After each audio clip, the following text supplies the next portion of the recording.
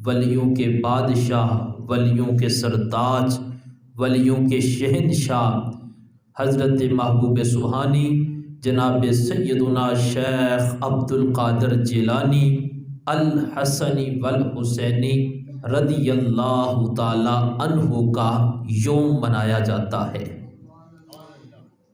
یعنی ویسے تو ہم اہل عقیدت، اہل محبت، اہل وفا، اہل عشق ہر مہینے اپنے اپنے گھروں کے اندر 11ویں شریف کا اہتمام کرتے ہیں، لیکن ماہ ربیع الثانی کے اندر سارے غلامان رسول بڑی 11ویں شریف کا اہتمام کرتے ہیں، اور اس کی نسبت حضور محبوب سبحانی کے ساتھ ہے کہ آپ کا یوم اسی مہینے کے اندر منایا جاتا ہے۔ آج کی گفتگو کے اندر ہم حضور غوث اعظم رضی اللہ تعالیٰ عنہ ان کے والدین کی سیرت کے حوالہ سے چند باتیں عرض کریں گے، اور اگلا جمعۃ المبارک انشاءاللہ بڑی 11ویں شریف اور حضور محبوب سبحانی کا ذکر خیر ہوگا۔ اللہ تعالی ہمیں ان کے فیوز و برکات سے مالا مال فرمائے۔ حقیقت میں رات کو بھی یہ چیز سوچ رہا تھا کہ یہ اللہ کا ہم اہل سنت پر بہت بڑا کرم ہے کہ اللہ تعالیٰ نے ہمیں غوث اعظم جیسا پیر عطا فرمایا ہے۔ کسی کے پاس بھی نہ داتا علی حجویری جیسا پیر نظر آئے گا، نہ غوث اعظم جیسا پیر نظر آئے گا، نہ کہیں بابا فرید الدین گنج شکر نظر آئے گا، نہ ہی کہیں پر تمہیں خواجہ غریب نواز نظر آئے گا۔ جب بھی تم دیکھو گے اللہ کے ولیوں کا ذکر ہوگا تو اللہ کے ولی بھی تمہیں اہل سنت میں ہی نظر آئیں گے۔ یہ اللہ کا ہم پر کروڑ اس کا فضل اور احسان ہے۔ اور پھر بڑی بات یہ کہ رب نے ہمیں اپنے نیک بندوں کی نسبت بھی دی ہے، اور اللہ نے ہمیں ان کا ادب بھی عطا فرمایا ہے۔ اور ہماری یہ دعا ہوتی ہے، اے اللہ جس طرح تو نے زندگی میں ان کی محبت عطا فرمائی ہے، ہمیں مرتے وقت بھی ان کی محبت میں ہی موت عطا فرمانا۔ حضرت محبوب سبحانی سیدنا شیخ عبد القادر جیلانی الحسنی والحسینی رضی اللہ تعالی عنہ، آپ کو حسنی اور حسینی سید اس وجہ سے کہا جاتا ہے کہ آپ اپنے والد کی طرف سے حسنی ہیں اور والدہ کی طرف سے حسینی ہے۔ سید ہو وہ حسنی سید ہو تو تب بھی اپنی مثال آپ ہوتا ہے، سید حسینی ہو تو اپنی مثال آپ ہوتا ہے۔ پر غوث اعظم کی قسمتوں کے کیا کہنے، غوث اعظم حسنی بھی ہے اور حسینی بھی ہے۔ والد کے اعتبار سے آپ حسنی سید اور والدہ کے اعتبار سے آپ حسینی ہے۔ اللہ نے آپ کو دونوں فیض عطا فرمائے ہیں۔ حضرت محبوب سبحانی رضی اللہ تعالی عنہ، آپ کے والد گرامی ابو صالح موسیٰ جنگی دوست، جنگی دوست اس وجہ سے انہیں کہا جاتا، میرے کتابوں میں پڑھا کہ آپ کے والد جنگ کیا کرتے تھے۔ اب جنگ کے مختلف انداز ہوتے ہیں، وہ جنگ کرتے تھے جو ہم بہت کم کرتے ہیں، وہ اپنے نفس کے ساتھ جہاد کیا کرتے تھے۔ اگر دل کہتا ہے برائی کی طرف جاؤ تو وہ اپنے دل کے ساتھ کہتے تھے میں نے برائی کی طرف نہیں جانا، میں نے نیکی کی طرف جانا ہے۔ اگر دل کہتا کہ اس کام کی طرف جاؤ، وہ کہتے اس کام سے اللہ نے منع کیا ہے، وہ اپنے دل کے ساتھ جہاد کرتے، کہتے اس کام کے کرنے سے اللہ ناراض ہوگا، میں نے اپنے رب کو ناراض نہیں کرنا بلکہ اپنے رب کو اپنے ساتھ راضی کرنا ہے۔ اب حضرت موسیٰ جنگی دوست رحمت اللہ علیہ، آپ کا انداز کیا تھا؟ آپ عبادت میں مصروف رہا کرتے تھے۔ ایک دن نکلے جنگل کی طرف اور وہاں پر اللہ کی عبادت میں مصروف ہے۔ کئی دن گزر گئے، آپ کو بھوک لگی ہوئی ہے، لیکن بھوک کو برداشت کر کے بھی آپ اپنے رب کی عبادت میں مصروف ہو جایا کرتے تھے۔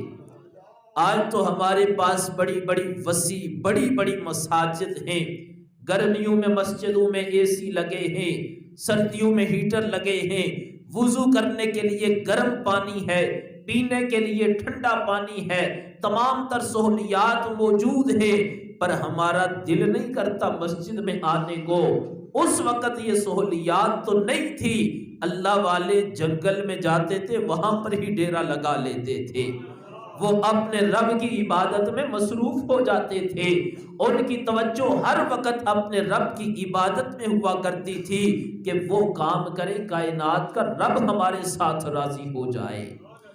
اب حضرت موسیٰ جنگی دوست رحمت اللہ علیہ ایک دریا کے کنارے ہیں، وہاں پر اللہ کی عبادت میں مصروف ہیں، رب کا ذکر کر رہے ہیں، رب کے ذکر کی صداؤں کو بلند کر رہے ہیں، نوافل میں عبادت میں مشغول ہیں۔ آپ نے دیکھا بھوک لگی ہے، جب آپ کی نظر دریا کی طرف پڑی، وہاں پر دیکھا کہ ندی پر ایک سیب ہے سرخ رنگ کا، وہ بہہ رہا ہے پانی میں۔ آپ نے کہا بھوک لگی ہے، اس کو جا کر اٹھا لوں اور کھا لوں، تھوڑا پیٹ میں سکون آ جائے گا، عبادت میں سرور آ جائے گا۔ آپ گئے وہاں پر، وہ سیب لیا، اس کو آپ نے کھا لیا۔ آج میں اور آپ جس حالات سے اور جس وقت سے گزر رہے ہیں، ادھر تو ایک سیب کی بات ہے، ادھر ہم کئی کئی مربع زمینوں پر قبضے کر جاتے ہیں، لاکھوں رقموں پر قبضے کر جاتے ہیں، اور پھر مسجد میں آ کر ہم سوچتے ہیں ہم سے بڑا نمازی کوئی نہیں، ہم سے بڑا نیک کوئی نہیں۔ آؤ غوث اعظم کے والد کا انداز دیکھو، ایک سیب صرف کھایا، کھانے کے بعد آپ کے دل و دماغ میں یہ فکر پیدا ہو گئی، بے چینی پیدا ہو گئی، وہ جو سیب کھایا ہے پتہ نہیں اس کا مالک کون تھا، اور میں نے اس کی اجازت کے بغیر کھایا ہے، ایسا نہ ہو یہی جو سیب میں نے کھایا اس کی وجہ سے رب میرے ساتھ ناراض ہو جائے۔ اللہ کا ولی بننا کوئی اتنا آسان نہیں ہوتا۔ اللہ کی ولایت کے لیے، مقام ولایت پر فائز ہونے کے لیے انسان جب بھی قدم اٹھاتا ہے پہلے سوچنا پڑتا ہے اس قدم سے کہیں میرا رحمان مجھ سے ناراض نہ ہو جائے۔ اب جب آپ کو فکر لاحق ہوئی کہ وہ سیب تو میں نے کھا لیا ہے، پر یہ نہیں پتا اس کا مالک کون تھا، اور اس کی اجازت کے بغیر کھایا ہے، اور اس کا تعلق حقوق العباد کے ساتھ ہو گیا ہے، آپ نے ایسا کیا اسی ندی کے کنارے چلنا شروع کر دیا کہ دیکھوں تو صحیح یہ سیب کہاں سے آیا تھا۔ بالآخر سفر کرتے کرتے ایک مقام پر پہنچے، دیکھا وہاں پر باغ ہے، اور اس باغ میں سیب کے درخت ہیں، اور وہاں پر ایک درخت سے سیب دریا کی طرف لٹکے ہوئے ہیں۔ آپ نے کہا یہاں سے ہی سیب کیا ہوگا جو دریا میں گرا وہاں تک پہنچا۔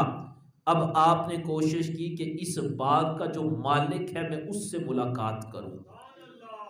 حضرت موسیٰ جنگی دوست رحمت اللہ علیہ نے اس بات کی فکر کی اور پوچھا لوگوں بتاؤ یہ جو سیب کا باغ ہے اس کا مالک کون ہے؟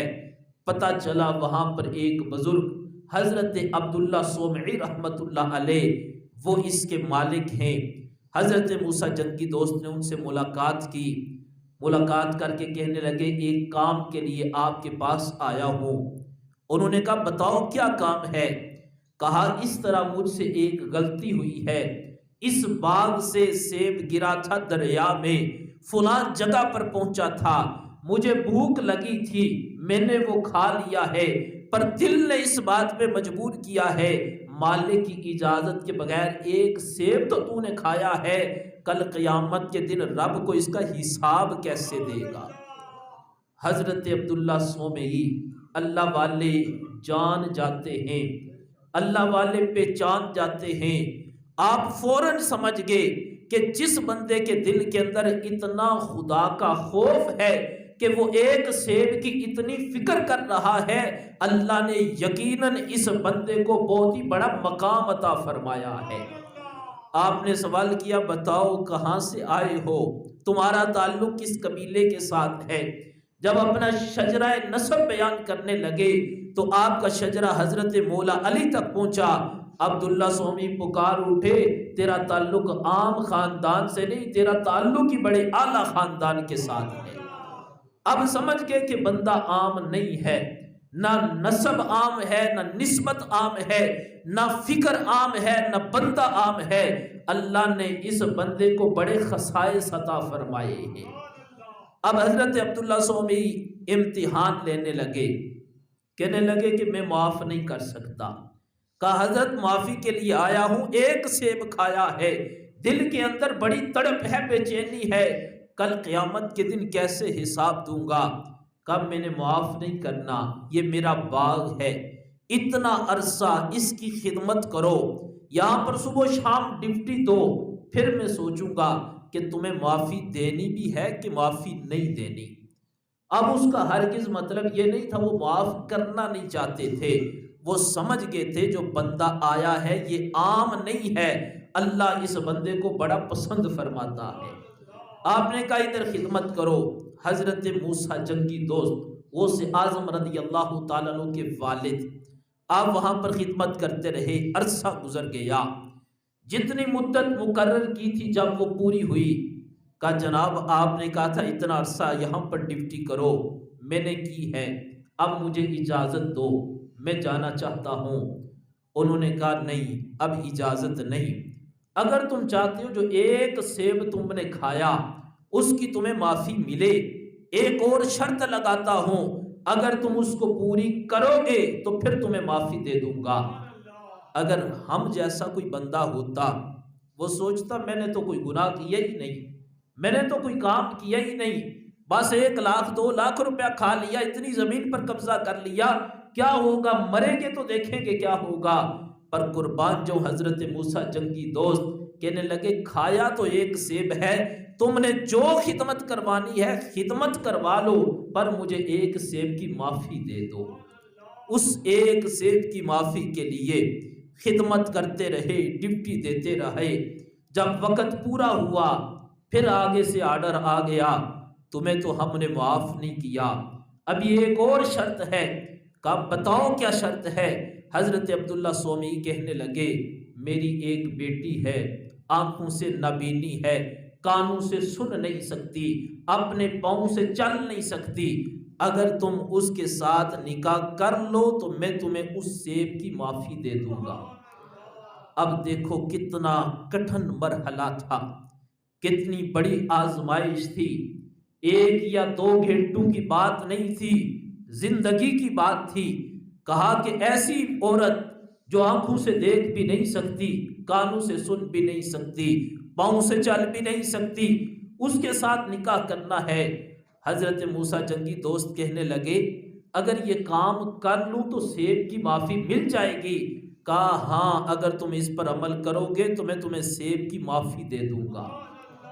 اب حضرت موسیٰ جنگی دوست نے کہا اس دنیا میں وقت گزارنا آسان ہے، یہاں پر حساب دینا بڑا آسان ہے، پر کل قیامت کے دن اگر اس ایک سیب کی وجہ سے رب کے حضور جواب دینا پڑا تو بڑا مشکل ہوگا۔ میں دنیا کی مشکلات برداشت کر لوں گا لیکن آخرت میں اپنے رب کو اپنے ساتھ راضی کرنا چاہتا ہوں۔ آپ نے اس شرط کو بھی قبول کر لیا، کہا میں اس کو قبول کرنے کو تیار ہوں، یہ مشکلات برداشت کر لوں گا لیکن بس مجھے اس ایک سیب کی معافی دے دو۔ جب ان کا نکاح ہوا شب عروسی پر، حضرت محبوب سبحانی کے والد حضرت موسیٰ جنگی دوست جب اپنے کمرے میں گئے تو دیکھا وہ عورت جس کے بارے میں بتایا گیا تھا، وہ دیکھ بھی نہیں سکتی، سن بھی نہیں سکتی، چل بھی نہیں سکتی، کمرے میں جاتے ہی جب دیکھا وہ تو بڑی حسین و جمیل ہے، دیکھ بھی رہی ہے، سن بھی رہی ہے، فوراً دروازے سے باہر آئے، آ کر حضرت عبداللہ سومعی سے کہنے لگے کہ وہ عورت جس سے آپ نے نکاح کا کہا تھا وہ تو دیکھ بھی سکتی ہے، سن بھی سکتی ہے، چل بھی سکتی ہے، آپ نے تو کچھ اور کہا تھا۔ قربان جاؤں جب بندہ اپنی زندگی اپنے رب کی فرما برداری میں گزارتا ہے، آخرت تو آخرت اللہ دنیا میں ہی اس کو عزتیں عطا فرماتا ہے۔ کہا حضرت آپ نے کچھ اور بتایا تھا، ادھر کچھ اور ہے۔ کہا میں تو تمہاری آزمائش کر رہا تھا، تمہارا امتحان لے رہا تھا، تمہارے اندر کتنا رب کا خوف ہے، تمہارے اندر کتنی استقامت ہے۔ میں نے جو کہا تھا میری بیٹی آنکھوں سے نابینی ہے، اس سے مراد یہ تھی کہ میری بیٹی نے کبھی کسی غیر محرم کے چہرے کی طرف نہیں دیکھا۔ میں نے جو کہا تھا میری بیٹی اپنے کانوں سے سن نہیں سکتی، اس کا مطلب یہ تھا کہ میری بیٹی نے اپنی زندگی میں کبھی بھی بے حیائی برائی والی گفتگو کو نہیں سنا۔ میں نے جو کہا تھا میری بیٹی قدموں سے چل کر کہیں جا نہیں سکتی، اس کا مطلب یہ تھا آج دن تک میری بیٹی نے برائی کی طرف اپنے قدم نہیں اٹھائے۔ بالآخر اب دیکھو وہ نیک عورت اور ادھر نیک مرد، جب ان دونوں کا ملاپ ہوا، اللہ نے جو بیٹا عطا فرمایا، زمانہ اس کو غوث اعظم کے نام سے جانتا ہے۔ اب حضرت محبوب سبحانی رضی اللہ تعالیٰ عنہ کے آپ کی والدہ اور آپ کے والد دونوں ہی متقی، پرہیزگار، خوف خدا والے، عشق مصطفیٰ والے۔ آج لوگ کہتے ہیں ہمارا بیٹا نیک نہیں بنتا، مائیں شکوہ کرتی ہیں ہمارا بیٹا قرآن کا حافظ نہیں بنتا، وہ نمازی نہیں بنتا، وہ قرآن کی طرف نہیں آتا، وہ اسلام کی طرف نہیں آتا۔ تو میں نے کہا آج کی مائیں اپنی اولادوں کو دودھ پلاتی ہیں تو ٹیلی ویژن کی سکرین کے سامنے بیٹھ کر گانے لگے ہوتے ہیں، ڈرامے لگے ہوتے ہیں، فلمیں لگی ہوتی ہیں، پھر وہ بیٹا حافظ قاری نہیں بنتا۔ اگر بیٹے کو نیک بنانا ہے، چاہتے ہو بیٹا حافظ قاری عالم بنے، جب بیٹے کو دودھ پلانا ہے اس وقت آپ کی زبان پر بھی قرآن کی تلاوت ہونی چاہیے۔ حضرت محبوب سبحانی رضی اللہ تعالیٰ عنہ کے والد متقی تھے، پرہیزگار تھے، عبادت گزار تھے، ہر وقت خوف خدا رکھنے والے تھے، اور آپ کی والدہ بھی تہجد گزار تھی، ایک نیک سیرت عورت تھی۔ جب انہوں نے محنت کی اس کے بدلے اللہ نے غوث اعظم جیسا بیٹا عطا فرمایا۔ اور پھر غوث اعظم رضی اللہ تعالیٰ عنہ کی عظمتوں کے کیا کہنے۔ آپ کی جب ولادت ہوئی ماہ رمضان المبارک میں، پہلے سال ہی حضور غوث اعظم نے ماہ رمضان میں آپ دن کو دودھ نہیں پیا کرتے تھے۔ لوگ بڑے حیران تھے کہ بیٹا ہے، ابھی بچپن ہے، اس کا پہلا سال ہے، پہلا مہینہ ہے، ماہ رمضان میں دودھ نہیں پیتے۔ جب 29 رمضان آیا، رات کو چاند دیکھنے لگے، موسم خراب تھا، لوگوں نے کہا ہم طریقہ بتاتے ہیں، ان کے گھر میں پتہ کرو، اگر 30 رمضان والے دن ان کے بیٹے نے دودھ پی لیا ہے تو سمجھو کہ پھر عید ہے، اگر دودھ نہیں پیا تو پھر روزہ ہے۔ جب پتہ کیا، پتہ چلا غوث اعظم نے دودھ نہیں پیا، کہا آج بھی ماہ رمضان کا دن ہے۔ یعنی حضور غوث اعظم رضی اللہ تعالیٰ عنہ بچپن میں اللہ نے آپ کو اتنے کمالات عطا فرمائے۔ اور پھر غوث اعظم رضی اللہ تعالیٰ عنہ آپ جب بچپن میں ہی، میں یہ بات عرض کر کے گفتگو کو سمیٹ رہا ہوں کہ غوث اعظم کو اللہ نے بڑی شان عطا فرمائی، بڑے کمالات، بڑی اللہ نے انہیں صفات عطا فرمائی۔ آپ کا علم حاصل کرنے کے بعد کا دور وہ ایک علیحدہ دور ہے۔ ابھی آپ نے اپنے علم کا آغاز نہیں کیا تھا تو آپ کی بدولت اللہ تعالیٰ نے ایسے لوگوں کو جو ہر وقت گناہوں میں مصروف رہتے تھے، اللہ نے انہیں اپنی عبادت کی توفیق عطا فرما دی۔ بڑا مشہور یہ واقعہ آپ نے سنا ہوگا، میں اس کا خلاصہ عرض کرتا ہوں۔ جب غوث اعظم رضی اللہ تعالیٰ عنہ علم حاصل کرنے کے لیے نکلے، چور راستے میں کھڑے تھے، انہوں نے کہا آج ہم اس کو لوٹ لیتے ہیں۔ حضور غوث اعظم رضی اللہ تعالیٰ عنہ سے پوچھا بتاؤ آپ کے پاس کیا ہے؟ آپ نے کہا میرے پاس 40 دینار ہے۔ ڈاکو کہنے لگے بچہ ہے، اگر 40 دینار ہوتے تو بتاتا نہ، اس کے پاس کچھ نہیں، اگر ہوتا تو چھپاتا۔ پھر دوسرا آ کر کہنے لگا بتاؤ پاس کیا ہے؟ کہا 40 دینار ہے۔ کہا کدھر ہے؟ کہا میرے کرتے میں میری ماں نے سلائی کر کے دیے ہیں۔ اب وہ اپنے سردار کو جا کر کہنے لگے بچہ ہے، کہتے 40 دینار ہیں، بڑے بڑے لوگ بڑے طاقتور ہم نے دیکھے ہیں، ان کے پاس کچھ ہو بھی تو کہتے ہیں کچھ نہیں، اور یہ کہتے ہیں 40 دینار ہیں۔ وہ جو ان کا سردار تھا آ کر کہنے لگا دکھاؤ، آپ نے سامنے رکھ دیے، کہا یہ میری ماں نے سلائی کر کے دیے ہیں۔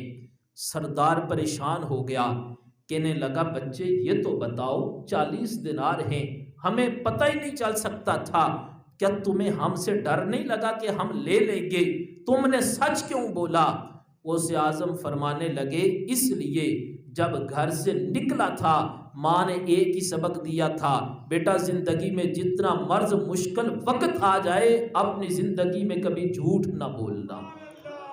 ابھی تعلیم کا آغاز نہیں کیا، سفر کر رہے ہیں، مدرسے پہنچے نہیں، ابھی راستے میں ہیں، جب آپ نے یہ جملہ اپنی زبان سے ادا کیا، وہ جو ڈاکوؤں کا سردار ڈاکوؤں کی طرف دیکھ کر کہنے لگا یارو اس بندے کو دیکھو، بچہ ہے، اس نے اپنی ماں کے حکم کی کتنی تعمیل کی ہے، اور ہم کتنے نافرمان ہیں کہ اپنے رب کی نافرمانی میں زندگی بسر کر رہے ہیں۔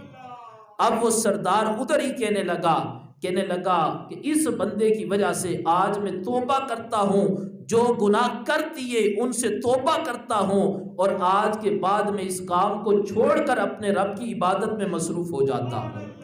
اب جب سردار نے یہ اعلان کیا، ڈاکو کہنے لگے سردار برے کاموں کا سردار بھی تو تھا، تو کہتا تھا ہم کرتے تھے، نیکی میں تو نے پہل کی ہے، جس طرح تو نے توبہ کی ہے ہم بھی توبہ کرتے ہیں کہ آج کے بعد ہم رب کی نافرمانی نہیں کریں گے بلکہ رب کی فرما برداری میں اپنی زندگی بسر کریں گے۔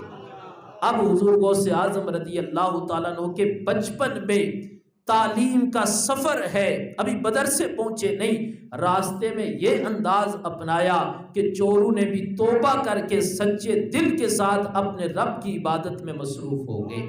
معزز حضرات، دعا ہے کہ رب ذوالجلال ہمیں بھی حضور غوث اعظم رضی اللہ تعالی عنہ ان کی سیرت کو سمجھنے کی توفیق عطا فرمائے اور اس کے مطابق اپنی زندگی بسر کرنے کی توفیق عطا فرمائے۔ وما علینا الا البلاغ۔